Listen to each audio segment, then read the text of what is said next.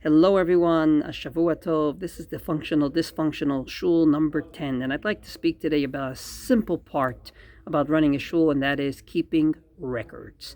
And I'd like to describe a scene to you. I was in a shul week after week, and the week after this week, the same chazan got up to daven shachris, and the same person lane the haftorah. And I was wondering why this happened. It turned out that the reason for this was very simple.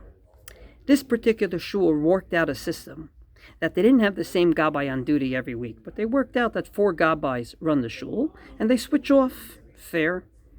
But one gabbai didn't speak to the other. That's not fair. Not fair to the congregants, because what happened was that we heard the same chazan week after week. He emphasized the same parts of the service. He sang the same parts of the service in the same tune. In a word, it was boring. It was uninspirational. Maybe the first week was good. The second week already, it became so boring.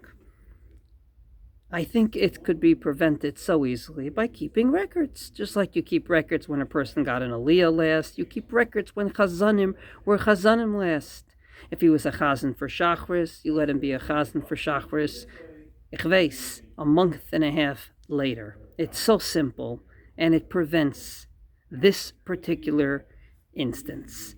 A dear friend, Leo Arusi, told me a line today that I can't get out of my mind. He said, in any venture you do, the question is, are you in the midst of desperation, or are you in the midst of inspiration? If you're in desperation, then you come into shul, you're a gabbai, you look at the first guy who's convenient, and you ask him to daven. But if you're involved in inspiration, you ask yourself, who can inspire the people today? Yes, it's going to take a little more effort. Yes, it may not be the first person that comes into shul, and yes, it may mean that you have to wait a little longer to nominate that guy to daven shachris. You can't just get it out of the way.